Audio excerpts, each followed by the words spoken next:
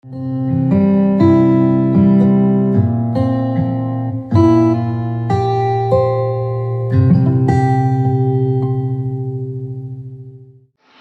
quero ler com vocês nesta manhã 2 textos, conforme está aí no seu programa de culto, no seu boletim. O primeiro deles, Gênesis capítulo 12. Abra a sua Bíblia nesse instante. E eu quero ler um texto que é conhecido, uma bela história. Quero ler todo este capítulo 12, depois quero ler na Epístola aos Hebreus, no capítulo 11, versículos 4 a 7, mas primeiramente, capítulo 12 do livro de Gênesis. Mesmo assentados, mas com toda essa reverência devida para com a palavra de Deus, eu convido você a acompanhar a leitura que eu passo a fazer nesse instante. Gênesis 12 diz assim: Ora, disse o Senhor a Abrão: sai da tua terra, da tua parentela e da casa de teu pai, e vai para a terra que te mostrarei. De ti farei uma grande nação, e te abençoarei, e te engrandecerei o nome. Sê tu uma bênção. Abençoarei os que te abençoarem, e amaldiçoarei os que te amaldiçoarem, e em ti serão benditas todas as famílias da terra. Partiu, pois, Abrão, como lhe ordenara o Senhor, e Ló foi com ele. Tinha Abrão 75 anos, quando saiu de Harã. Levou Abrão consigo a Sarai, sua mulher, e a Ló, filho de seu irmão, e todos os bens que havia adquirido, e as pessoas que lhes acrescentaram em Harã. Partiram para a terra de Canaã, e lá chegaram. Atravessou Abrão a terra até Siquém, até o carvalho de Moré. Nesse tempo, os cananeus habitavam essa terra. Apareceu o Senhor a Abrão e lhe disse: darei à tua descendência esta terra. Ali edificou Abrão um altar ao Senhor que lhe aparecera. Passando dali para um monte ao oriente de Betel, armou a sua tenda, ficando Betel ao ocidente e Ai ao oriente. Ali edificou um altar ao Senhor e invocou o nome do Senhor. Depois seguiu Abrão dali, indo sempre para o Neguebe. Havia fome naquela terra. Desceu, pois, Abrão ao Egito, para aí ficar, porquanto era grande a fome na terra. Quando se aproximava do Egito, quase ao entrar, disse a Sarai, sua mulher: ora, bem sei que és mulher de formosa aparência. Os egípcios, quando te virem, vão dizer: é a mulher dele, e me matarão, deixando-te com vida. Dize, pois, que és minha irmã, para que me considere por amor de ti, por tua causa, me conservem a vida. Tendo Abrão entrado no Egito, viram os egípcios que a mulher era sobremaneira formosa. Viram-na os príncipes de Faraó e gabaram-no junto dele. E a mulher foi levada para a casa de Faraó. Este, por causa dela, tratou bem a Abrão, o qual veio a ter ovelhas, bois, jumentos, escravos e escravas, jumentos e camelos. Porém o Senhor puniu a Faraó e a sua casa com grandes pragas, por causa de Sarai, mulher de Abrão. Chamou, pois, Faraó a Abrão e lhe disse: que é isso que me fizestes? Por que não me disseste que era ela tua mulher? E me disseste ser tua irmã. Por isso a tomei para ser minha mulher. Agora, pois, eis a tua mulher, toma-a e vai-te. E Faraó deu ordens aos seus homens a respeito dele, e acompanharam a ele, a sua mulher e a tudo o que possuía. Agora, Hebreus, capítulo 11, versículos de 4 a 7, ou do versículo 4 ao 7.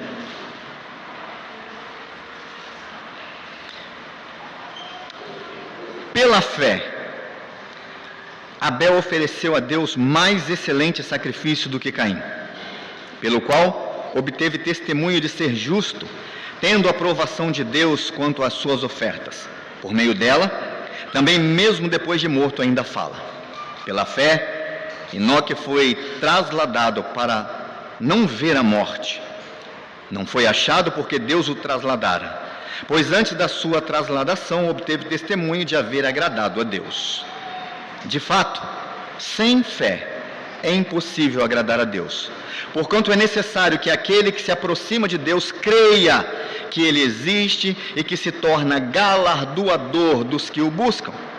Pela fé, Noé, devidamente ou divinamente instruído acerca de acontecimentos que ainda não se viam, e sendo temente a Deus, aparelhou uma arca para a salvação de sua casa, pela qual condenou o mundo e se tornou herdeiro da justiça que vem da fé. Que Deus abençoe a sua palavra lida mais uma vez nessa manhã. Eu convido você a fechar os seus olhos nesse instante. Deus querido, nós te damos graças por esta manhã, por esse dia que o Senhor fez, esse presente do Senhor para as nossas vidas. Que seja esse realmente na nossa vida um dia separado para o Senhor, para o louvor da tua glória, para a honra do teu nome. Te damos graças por fazermos parte da tua igreja e porque o Senhor nos deu a tua palavra. E te suplicamos que neste instante o teu Santo Espírito possa fazer aquilo que só Ele pode e sabe, que é falar de acordo com a nossa necessidade, olhando para a história de cada um de nós, para o momento de cada um de nós, e traduzir algo que nos ajude na nossa caminhada de fé, na nossa caminhada junto ao teu querer e à tua vontade. É o que nós te pedimos, suplicamos, humildemente, em nome de Jesus. Amém. 15 anos vocês celebram nesse instante. Eu acredito que esta seja uma igreja de fé. Até porque creio que seria impossível fazer uma caminhada ou participar de uma caminhada de 15 anos, tudo aquilo que envolve uma igreja desde o início, desde o começo de toda a história, dos primeiros encontros, até que alguém tocado por Deus comece a chamar outras pessoas e o grupo começa a aumentar e passa para 10 pessoas, 20, 27, e hoje vocês celebram uma igreja que caminha e cresce com a graça de Deus. Se não tivesse fé nessa história, nada disso seria possível, eu creio nisso. E a Bíblia diz, conforme o texto que lemos, que sem fé é impossível agradar a Deus. Então, uma igreja que caminha tentando, buscando, querendo a cada dia agradar a Deus, ela precisa ser uma igreja de fé. Mas quais são as implicações? O que é uma igreja de fé? O que nós aprendemos sobre fé? O que é fé para a gente? O que é fé na teoria? O que é fé na prática? Qual a distância disso?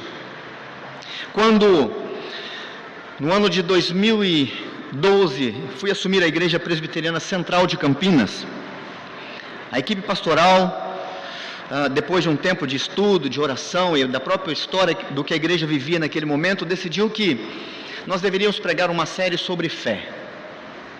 Eu deveria começar uma série sobre fé.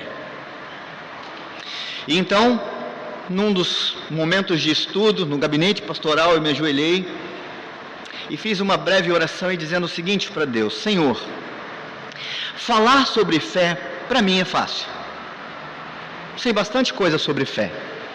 Uma fé bastante teórica, cheia de fundamentos, cheia de teologias. Eu sei o que é fé. Mas eu quero te pedir fazer um pedido ousado. E eu quero que o Senhor me dê autoridade para falar sobre fé. Bem, eu tenho pensado seriamente em fazer orações desse tipo, daí para cá. Porque 12 dias após essa oração, eu estava de frente de uma UTI de hospital com o meu filho Natan, na época com 2 anos e meio, já com 5, 6 dias de febre alta, febre intensa, e foi diagnosticado uma séria pneumonia. E eu me lembro que numa das noites em que estávamos lá no leito do hospital, eu resolvi fazer um registro daquele momento. E eu digitei ali em 6 minutos algo que eu estava vendo. Eu quero compartilhar com vocês. Diz assim o que eu escrevi: escrevo essas linhas hoje em um quarto de hospital da Beneficência Portuguesa na cidade de Campinas. Olho para o relógio do aparelho da antena parabólica da TV nesse quarto, um display vermelho que marca exatamente 22 horas. Nosso filho Natan está internado desde ontem com uma grave pneumonia. Eliane, minha esposa, grávida de 8 semanas, no chão da enfermaria em que estamos hospedados de forma improvisada, após, neste dia, termos recebido a notícia da enfermidade com muito assombro. Pais de primeira viagem, fomos informados que tudo aquilo envolvia uma infecção pulmonar, febre alta, alteração da frequência cardíaca, aceleração da respiração, anemia, abdômen endurecido, alteração no tamanho do fígado e possível aumento do líquido pleural. Por isso fui para casa hoje, após passar na igreja, para ver as coisas, como havia feito pela manhã, mas dessa vez eu não tive condições de conversar e nem ver ninguém. De tudo que pedi e falei com Deus em casa, rasgando meu coração na presença dEle, apenas pedi a cura do meu filho, porque eu gostaria de viver minha vida com a minha família inteira. Eu, Eliane, Natan, Saulo ou Ana, a gente não sabia quem estava ainda na barriga da Eliane. No entanto, temo que a nossa fé tenha que passar por algum tipo de prova. Por isso, a frase na minha oração aqui, Senhor, o meu pedido é: Deus, faça-me forte para cuidar de Natan e Eliane, enquanto sei que o Senhor cuidará de mim. Termino este registro aqui às 22 horas deste dia, 28 de novembro de 2013. Lá para os 17º, 16º dia, num daqueles dias que nada dava muito certo dentro daquela UTI, e eu tinha percebido uma coisa ali. Tinha um senhor que entrava todas as manhãs ali na UTI, e ele gritava, ele é um senhor sempre de terno, muito bem vestido, ele gritava: e aí, filhão, tudo jóia? Papai vai tirar você daqui, papai está feliz da vida. Olha só, um dia ele entrou com um ursinho, papai trouxe esse ursinho para você, filhão, olha só que legal. Ele fazia uma bagunça naquela UTI. E lá para esse 16º, 17º dia, eu estava sentado lá na sala de espera, num desses dias que as coisas não dão muito certo, e aí esse homem se aproxima e ele falou: posso sentar aqui, posso conversar com você? Eu falei: claro, senta aí. Ele falou: como é que você está? Eu falei: estou bem. Eu falei: estou bem nada, estou mal, tá, tudo dá errado aqui hoje, a coisa está muito difícil. Ele falou: quem está aí com você? Eu falei: meu filho. Quantos anos ele tem? 2 anos e meio. Quantos dias internado? 16 dias. Ah, está entubado? Eu falei: não. Teve alguma parada respiratória? Eu falei: não. Alguma cardíaca? Não. Quanto de oxigênio? 3,5 litros, 3,5 kg, não sei se é quilo, se é litro. Ele está bem, vai sair bem. Sabe por que eu sei? Porque eu tenho vivido algo muito parecido. Eu estou aqui hoje para celebrar. Eu e minha esposa viemos aqui fazer uma festa. Você viu a festa que eu fiz lá dentro? Trouxe o ursinho para o meu filho. Eu falei: vi, eu percebi. Eu falei assim: então, nós estamos celebrando. Eu falei: aniversário do seu filho? Ele falou: não. Hoje nós estamos celebrando 70 dias de internação com meu filho. Ele tem 2 anos e meio. A mesma idade do seu filho. Já teve 5 paradas cardíacas, 4 respiratórias, está entubado há 20 dias. Mas, sabe de uma coisa? Eu sei que ele vai sair daqui. Sabe por quê? Porque eu tenho fé.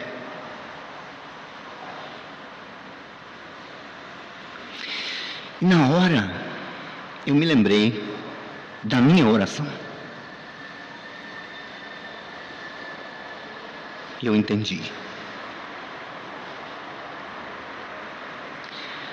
A cereja do bolo. Ele falou assim: não sei no que você crê, se você crê em alguma coisa, tá? Não sei. Mas eu quero dizer para você o seguinte: a partir do momento que alguma pessoa nossa, amigo, parente, entra naquela UTI, só tem uma coisa que importa: fé. A vida lá fora é diferente da vida, a vida lá dentro é diferente da vida aqui fora, o tempo é diferente. Então eu sei, tem que ter fé. Eu tenho fé em Deus, sou católico, tenho muita fé em Deus, e meu filho vai sair dessa. A lição que eu tive daquilo é que aquele homem tinha uma fé mais saudável do que a minha. A minha estava no meio de um processo de amadurecimento. Por isso, falar sobre fé é fácil. Difícil é ter a fé sendo colocada à prova, como Tiago fala. Que quando a gente passa pelas tribulações, pelas provações, a nossa fé é provada e aprovada e gera nisso perseverança. Mas é justamente esse processo que é extremamente complicado. Agora, pensando então um pouquinho sobre o que é fé. O senso comum, eu vou chamar aqui de senso comum, a nossa conversa lá fora, com pessoas que falam, as mesmas que nos ensinam sobre o chá de boldo e outras coisas mais, que no dia a dia, sabe, gente que não estudou muito, não sabe muita coisa de teoria sobre fé, mas sabe do senso comum, e eles falam algumas coisas curiosas, e mostram alguns tipos, alguns modelos de fé que estão no nosso meio. São modelos, são modos de se pensar ou de se exercitar a fé de maneira bem equivocada. Eu quero mostrar para vocês algumas dessas ideias. Algumas dessas ideias pensam numa fé do tipo uma alavanca que move o braço de Deus. Esse é um modelo, um pensamento equivocado sobre fé. E é mais ou menos assim. Pense o seguinte: pense que você entra diante de um grande desafio ou de um empreendimento e você entende que você precisa exercitar a sua fé. Então você ora, você lê a Bíblia, você vai à igreja, você participa dos trabalhos da sua igreja, dos ministérios, e você entende que isso é exercitar a fé, que isso é colocar a fé em ação. E a partir do momento que você coloca a sua fé em ação, Deus, que até então estava parado, inerte, amarrado, ele começa a se mover a partir do seu exercício da fé, do meu exercício da fé. Como se Deus estivesse preso a isso, dependendo que eu, na minha imperfeição, pudesse colocar Deus em movimento. Mas esse é um conceito, infelizmente, no meio de muita gente, no meio de muitas igrejas, que Deus parece imóvel, inerte, e só quando eu entro em ação, colocando a minha fé em exercício, que Deus se move. Esse é um pensamento equivocado sobre fé. Deus não para de se mexer nunca, não para de se mover. O plano dele está em plena execução. Ele continua se encontrando com homens e mulheres e fazendo com que o seu grande plano aconteça, o resgate, a plenitude do seu reino. Ou seja, é equivocado pensar assim. Um outro pensamento equivocado seria imaginar que a fé é um elemento que nos possibilita a desafiarmos o absurdo.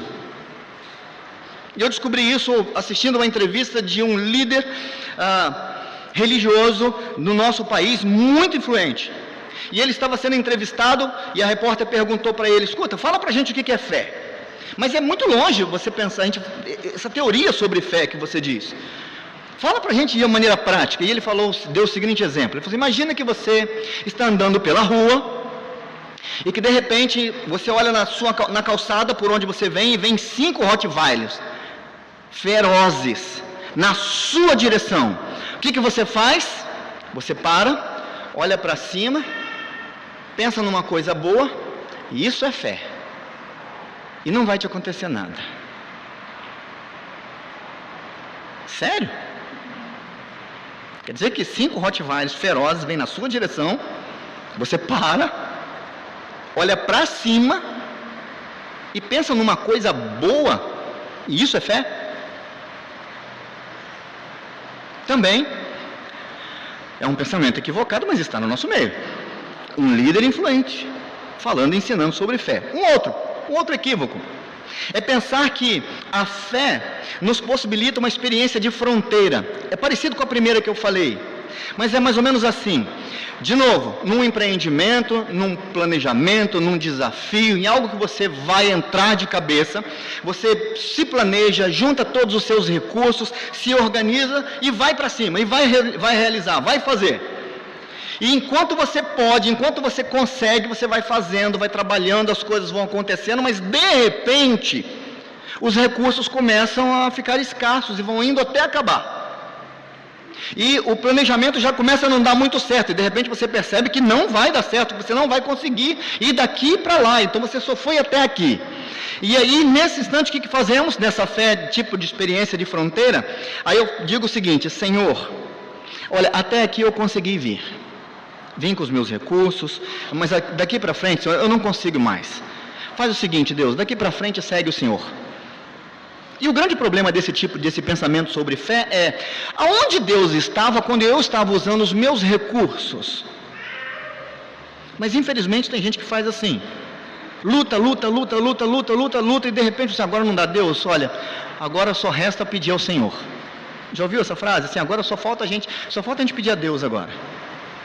Já fizemos tudo que dava para fazer. E a última, e não menos absurda, que eu quero compartilhar, é que a fé, ela é um elemento, uma coisa, que nos permite fazer um sacrifício financeiro. Imagina que o seu pastor, né, chega aqui um belo domingo e fala assim, gente, Deus tocou no meu coração para a gente promover aqui um teste de fé.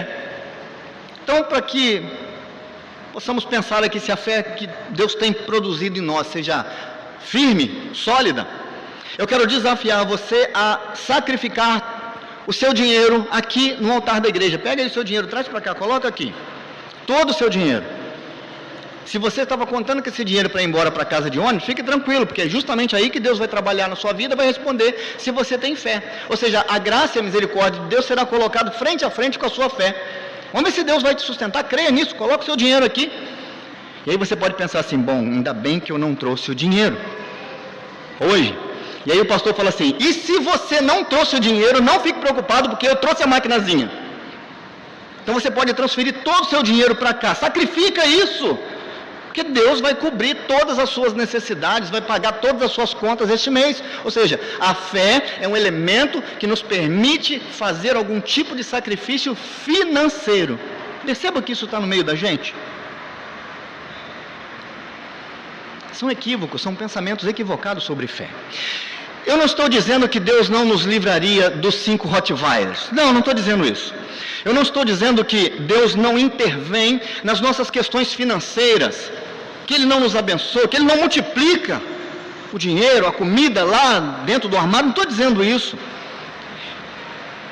Eu não estou dizendo que Deus não supra cada uma das nossas necessidades, e muito menos que Deus não nos ouve as orações, a despeito de quaisquer que seja o momento.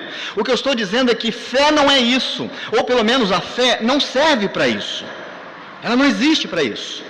Mas se fé não é isso e não serve para isso, o que é fé então? E para que serve fé? A Epístola aos Hebreus, capítulo 11, nos diz o que é fé, não é verdade? Capítulo 11, versículo 1. Nós temos aí uma definição, um conceito sobre fé. Ora, a fé é a certeza de coisas que se esperam e a convicção de fatos que se não veem. Então, fé, para começar, já começa, ou já parte do princípio que a gente não vai ver, não precisa ver, não envolve ver. Esse é um princípio já. Mas eu quero então mostrar para você algo sobre um princípio que eu considero importante e essencial sobre fé. E é com base no texto que lemos de Hebreus, os versículos 4 a 7.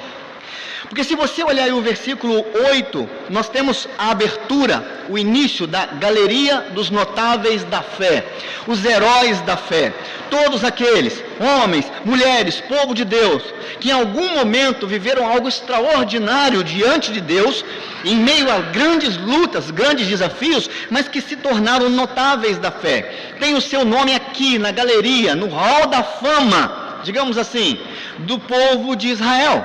E começa logicamente pelo Abraão. Aqui ele já está com o seu nome mudado, diferente do texto que nós lemos lá no capítulo 12. Mas já começa com os patriarcas. Mas percebam que o texto que nós lemos é um texto anterior à galeria dos heróis da fé. É o texto que abre a galeria dos heróis da fé. E a minha pergunta então é por quê? Por que Abel, Enoque e Noé abrem a galeria dos heróis da fé? Isso me chamou muita atenção e me chama muita atenção. E quando a gente olha então para a história desses homens, conforme o autor aos Hebreus nos conta aqui, o Abel simplesmente ofereceu um excelente sacrifício, ou o mais excelente sacrifício a Deus. Deus aceitou Abel e o seu sacrifício, e por causa disso, por causa dessa forma e disso que Deus faz, ou fez com ele, até depois de morto ele continua falando. E quando nós olhamos então para o Enoque, para mim o Enoque é mais difícil de entender aqui. Por que o Enoque abre a galeria dos heróis da fé, sendo que a biografia do Enoque é pequenininha, está lá em Gênesis capítulo 5, 24, que diz que o Enoque andou com Deus e já não era, porque Deus o tornou para si. Essa é a biografia de Enoque. Tá, então por que ele abre a galeria dos heróis da fé? Porque ele andou com Deus. Mas isso, sim, andar com Deus é um fim em si mesmo. Não há coisa melhor do que andar com Deus. Então por isso ele está aqui, abrindo a galeria dos heróis da fé. E o Noé, logicamente, por causa da sua obediência. Obedeceu a Deus numa época onde a ordem de Deus era um grande absurdo, difícil de se acreditar, difícil de se aceitar, mas ele vai e obedece a Deus. Então, de alguma forma, fé tem a ver com oferta, fé tem a ver com andar com Deus, e fé tem a ver com obedecer a Deus. De alguma maneira, essas três coisas andam juntos: andar com Deus, ofertar a Deus o seu melhor e obedecer a Deus. E aqui entra então o texto de Abraão, porque se teve alguém na Bíblia, nessa história, já pensando no Antigo Testamento, que conseguiu fazer isso muito bem, foi o Abraão. É por isso que eu convidei vocês para a gente ler um pouquinho dessa história dele. Ele nos mostra isso daqui, ou pelo menos nos dá alguns exemplos práticos, algumas lições sobre como isso acontece na vida de gente comum, como eu e você. Por isso, vamos voltar para lá, Gênesis capítulo 12. Porque quando Deus chama Abrão para caminhar com ele, e ir com ele para uma terra que Deus mostraria onde, Abrão imediatamente vai. Versículo 4 diz que partiu imediatamente Abrão. E o resto da história a gente conhece bastante. Agora, quais seriam as implicações dessa caminhada de fé de Abraão? Porque, já que ele vai se tornar o Abraão, o pai da fé, como nós lemos lá em Hebreus, essa caminhada de fé aqui, o que a gente poderia pensar um pouquinho sobre isso? Bom, eu quero compartilhar algumas ideias com vocês. Primeiro, que o Abrão estaria diante do maior desafio de todos os tempos para qualquer homem ou mulher: ter fé em Deus. Este é o maior desafio de todos os tempos para nós, e sempre será. Ter fé em Deus, permitir que Ele faça as escolhas, permitir que Ele dirija os passos, permitir que Ele direcione, permitir que Ele nos ajude a escolher a profissão, o lugar onde trabalhar, a esposa, o marido, enfim, a cidade, para onde ir, o que fazer, permitir que Deus escolha, permitir que Deus indique, permitir que Ele realmente sente no trono da nossa vida e governe a nossa vida. Este é o maior desafio do homem de todos os tempos. E o Abrão ia experimentar isso, ia viver isso, como todos nós vivemos e experimentamos. E talvez o primeiro desafio de Abraão seria justamente ter fé na palavra de Deus. Porque, início do capítulo 12, disse o Senhor a Abrão, e Deus dá a ordem, diz o que fazer, como fazer, onde fazer, por que fazer, e quais seriam as consequências, algumas das implicações, se ele obedecesse isso. E ele obedece, e ele sai. E é um Deus que fala, é um Deus que se apresenta, é um Deus vivo, verdadeiro, é um Deus que faz as coisas acontecerem. Aliás, o livro de Gênesis, desde o seu primeiro capítulo, tem essa premissa de mostrar para Israel, a ensinar de Israel, a acreditar num único Deus, no Deus verdadeiro. Uma época em que deuses disputavam, então, a atenção das pessoas. Eu sei que você sabe que o primeiro leitor de Gênesis, quem leu Gênesis pela primeira vez, não é a família do Abraão, é o Israel que saiu do Egito, que tinha passado 430 anos no Egito. É esse Israel pós-Egito que lê Gênesis pela primeira vez. Gênesis, Êxodo, Levítico, Número, Deuteronômio. E eles vão ler esses livros, a Torá, em muitas situações. Quando estivesse enfrentando algum inimigo, quando estivesse lá no exílio, na terra prometida, ao tomar posse da terra. Em vários momentos. E desde o primeiro capítulo, Israel, vocês precisam aprender a confiar em Deus. Falei, mas Giovanni, como é que isso está lá no primeiro capítulo e a gente não percebe? É porque no primeiro capítulo, como a gente também vê muita gente usando Gênesis 1 para combater as ideias do Darwin, não é? Eu me lembro que quando eu estudava lá creio que no primário, a professora ensinando lá as matérias falou comigo assim, você é evangélico, não é, Giovanni? Eu falei, sou. Você crê no que a Bíblia diz sobre o mundo, criação? Eu falei, sim. Então você não precisa responder nada na prova. Você só coloca lá, eu acredito em Deus. Eu falei, gente, isso é uma maravilha. Imagina, para um aluno, isso é ótimo, né? Tudo que um aluno quer, eu acredito na Bíblia, está liberado da prova. Não precisa nem estudar. Mas quando a gente lê Gênesis 1, e o Israel que vinha do Egito, acostumado com a ideia de que o sol era um deus, a lua era um deus, que a terra era governada por um deus chamado Baal, que era o deus da fertilidade, o deus do terremoto, o deus que cuidava da terra, que a água era dominada por um deus chamado Iã, o deus das tormentas, dos maremotos. Então pensa bem, o Israel passou 400 anos aprendendo que esse monte de coisas era Deus, e até o próprio faraó era Deus. E aí de repente ele recebe esse texto e ele lê lá, no princípio criou Deus o céu e a terra. E esse Deus que cria o céu e a terra, ele pega a lua e coloca num lugar para ela brilhar de noite, ele pega o sol e coloca no outro lugar para brilhar de dia, ele faz uma separação entre terra e água, ou seja, ele pega aquilo que é dominado por Baal e coloca de um lado, aquilo que é dominado pelo Iã e coloca do outro lado, e ele vai colocando esse monte de deuses do Egito, cada um no seu devido lugar. E quem deveria ler o texto fala assim, poxa vida, então esse é um Deus poderoso mesmo. Olha o que ele fez com Baal, olha o que ele fez com Iã, olha o que ele fez com Shemesh, olha o que ele fez com Ra. Então, desde o primeiro capítulo, Gênesis tem essa premissa de ensinar Israel a crer num único Deus. A história do Abrão serviria para isso também. Ele deveria aprender a crer, primeiramente, num único, ou nas palavras deste Deus.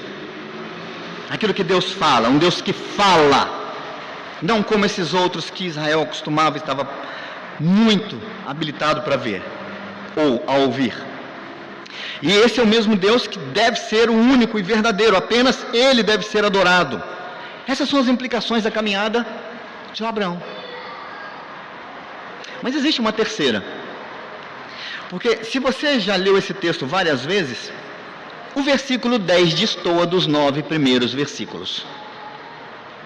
Porque no versículo 10, a gente tem em mente o Abraão que saiu da terra por mandato de Deus, que ele está no meio do querer de Deus, exatamente no meio do querer de Deus. No finalzinho do versículo 5, a gente lê que ele está partindo para a terra de Canaã. Mas se você voltar à página da sua Bíblia, no capítulo 11, versículo 27, você vai ver que Deus já estava se movendo na história da família de Abraão. Porque no capítulo 11, versículo 27, diz assim, tomou Tera, pai de Abraão seu filho, e Aló, filho de Arã, filho de seu filho, e a Sarai, sua nora, mulher de seu filho Abraão, e saiu com eles de Ur dos Caldeus para ir à terra de Canaã. Então Deus já está se movendo na história de Abraão, antes mesmo dele chamar Abraão para ir para a terra prometida, ou para andar com Deus. Então, no meio deste contexto de Deus agindo com ele, chamando, conversando, e agora, nessa aliança de caminhada, o versículo 10 destoa. Porque você sabe dessa história aqui, nós lemos, que quando eles chegam na terra do Egito, no momento de grande crise, de fome, o Abraão tem uma visão. Pelo menos ele pensa, Sara, ou Sarai, você é bonita. E os egípcios, quando verem você, vão me matar por sua causa. Faz o seguinte, fala que você é minha irmã. E nisso ele estava certo, porque deu exatamente isso. Exatamente o que ele tinha previsto aconteceu. E o texto que lemos aqui mostra que Deus, no meio de tudo isso, vai intervir nessa história e a esposa é devolvida. E aqui existe uma outra implicação dessa caminhada de fé. Se as duas primeiras seriam ter fé na palavra de Deus e ter fé no único e verdadeiro Deus, ou direcionar a nossa fé para o único e verdadeiro Deus, são as duas implicações primeiras de Abraão, a terceira é viver as consequências de uma fé imatura. O que acontece do versículo 10 até o versículo 20 São as marcas de uma fé imatura. O Abrão vai aprender ainda. É por isso que se a gente ler só os 9 primeiros versículos, a gente vai olhar e falar, pera lá, e a gente sabe o final da história. O pai da fé faz isso? Como? É uma fé imatura.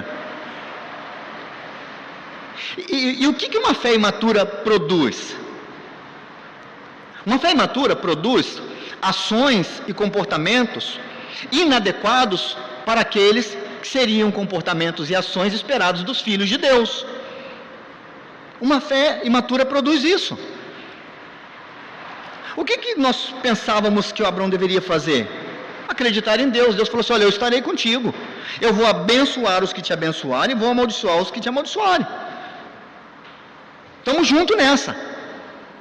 Você não precisa de dar um jeitinho na situação. Eu tenho o controle da história. Confie em mim.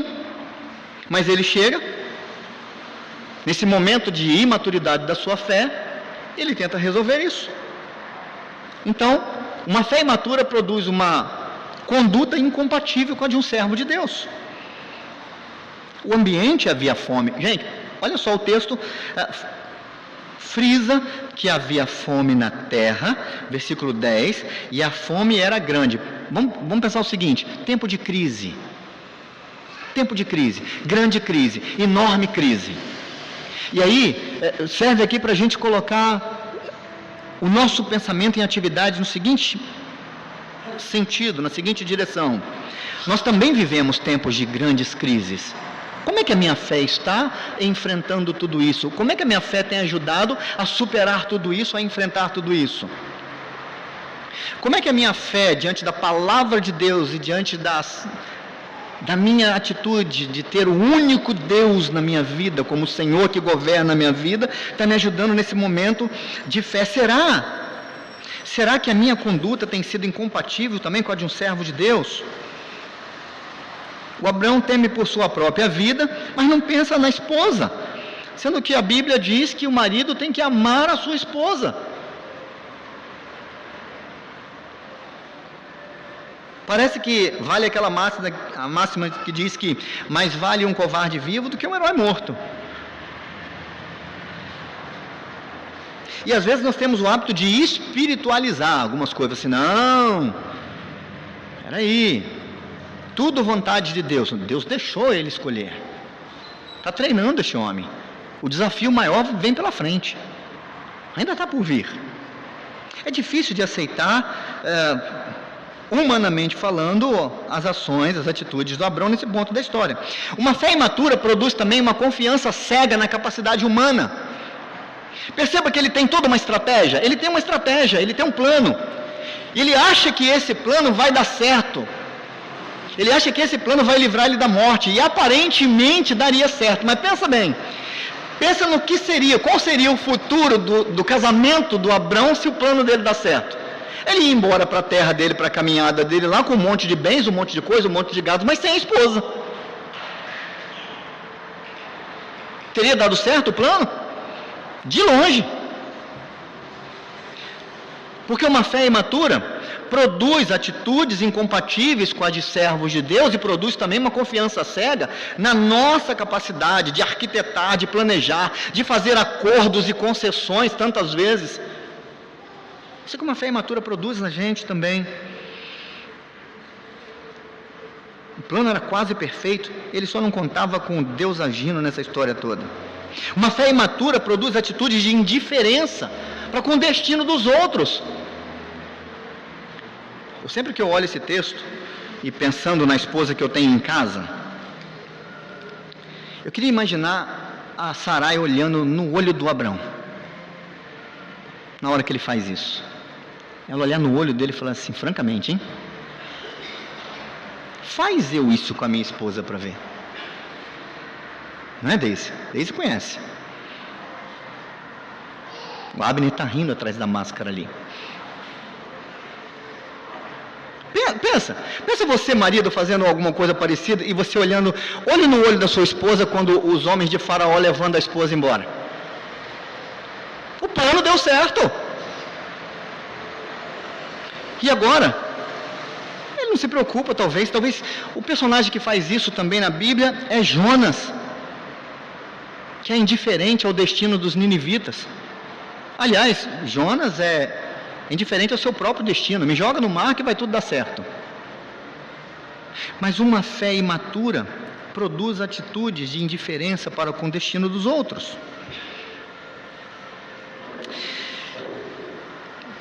Mas esse sermão e essa mensagem não pode parar por aqui.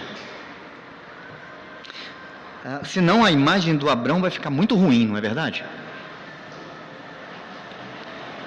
E depois o pastor Paulo vai ter que consertar e falar assim, gente, olha, ele não era tão ruim assim não, tá? Eu vou consertar aqui. Essa mensagem, pensando que a fé seja algo vital para a nossa vida, para que a gente possa verdadeiramente agradar a Deus, a gente precisa terminar com a graça de Deus nesse processo todo aqui, em tudo isso aqui. E a marca da graça de Deus, desde o chamado de Abraão, ela se apresenta de maneira muito clara no versículo 17. Que a graça é o favor imerecido. É o presente que nós não deveríamos ganhar pelos nossos méritos. Mas no versículo 17 diz, porém o Senhor.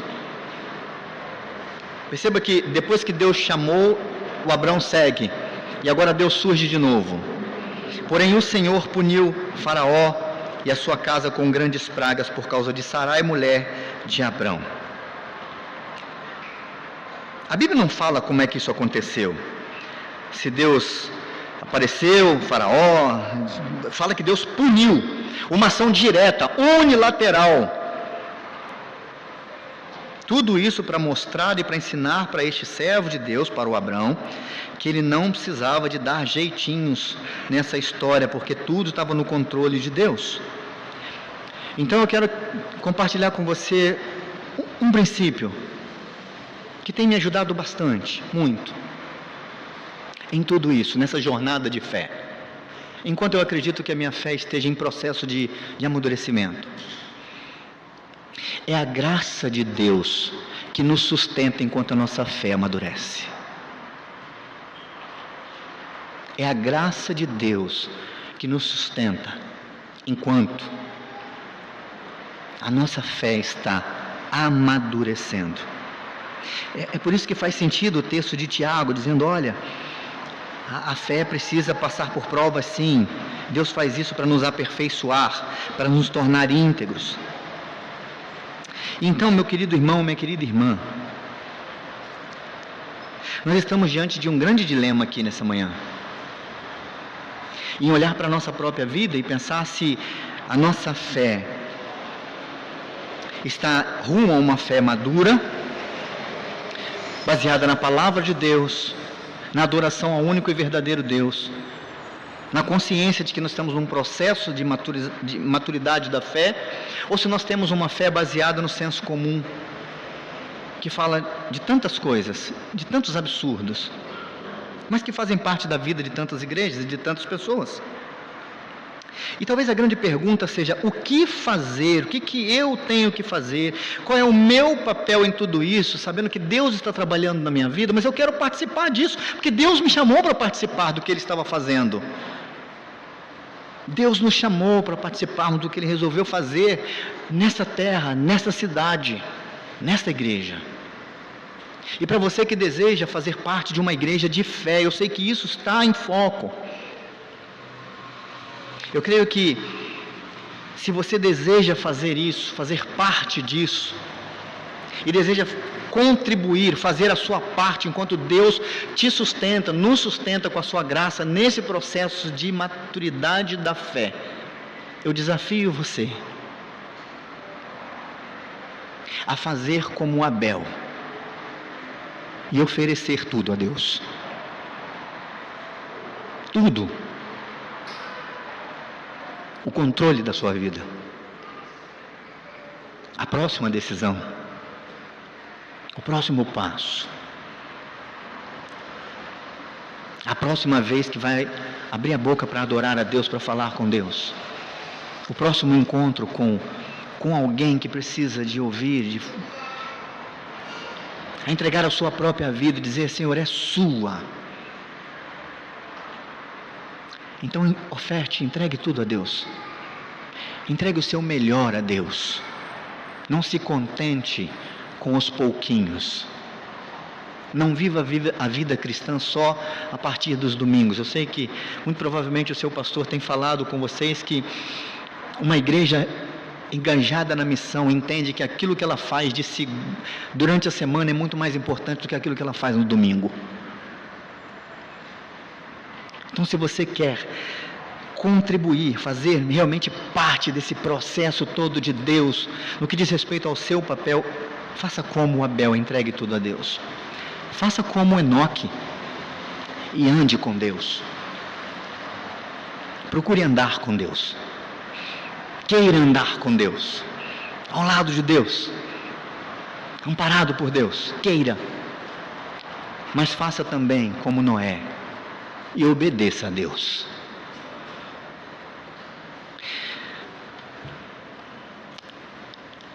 Se você fizer isto, você com certeza se tornará um homem de fé, uma mulher de fé, e fará parte de uma igreja de fé. Mas se ainda assim, se esses 3 personagens não forem suficientes porque são imperfeitos, olhe para Jesus.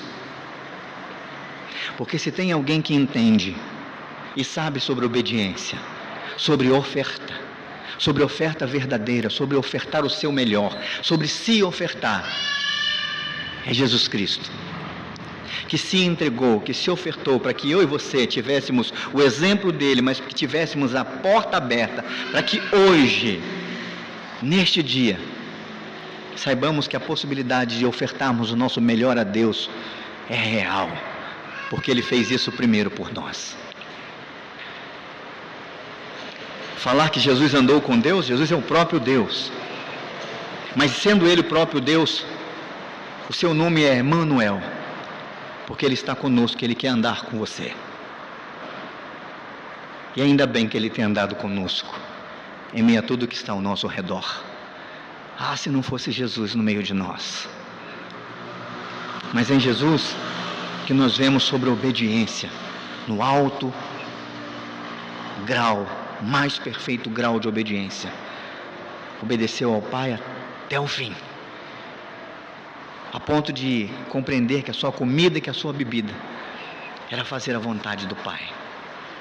Então, se você deseja fazer parte de uma igreja de fé, entregue tudo a Deus, ande com Deus e obedeça a Deus, e você vai, indubitavelmente, fazer parte de uma igreja de fé, vai se tornar um homem, uma mulher de fé, para a glória do próprio Cristo.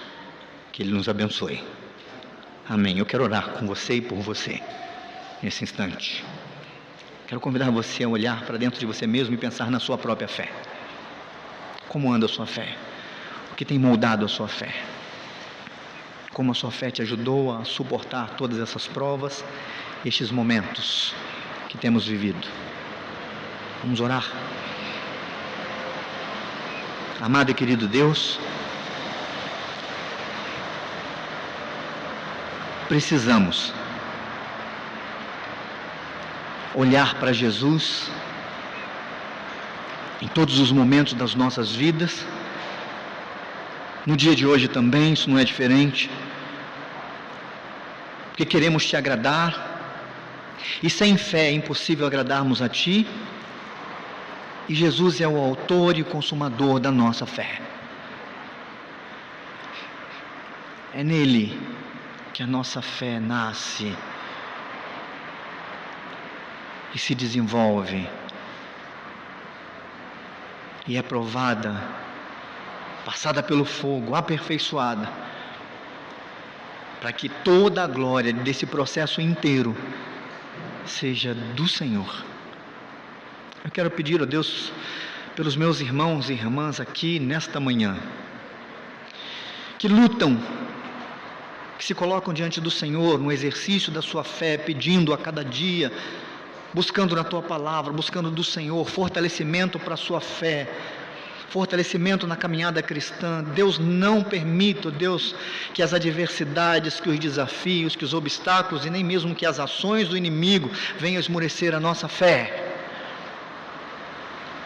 Dá-nos, ó Deus, a certeza de que enquanto essa fé estiver em processo de amadurecimento, o Senhor nos sustenta com a tua graça, e isso nos basta. Isso nos basta. Nos ensine, ó Deus, a cada dia a descansarmos em Ti, na certeza de que o Senhor está conduzindo tudo. O Senhor não perdeu o controle de nada. Por isso nós louvamos e bendizemos o Teu nome. Obrigado por esta igreja, nos seus 15 anos de caminhada, de fé. E que o Senhor a fortaleça a cada dia, para que de fé em fé, ela colha os frutos para o Senhor. Em todo instante, que ela seja um luzeiro, um farol do Senhor aqui nessa cidade, para ensinar isso a tantas outras pessoas. E que Teu reino se mostre através da vida de cada irmão, de cada irmã aqui presente. É a nossa oração, é a nossa gratidão, em nome de Cristo Jesus, o nosso Senhor. Amém e amém.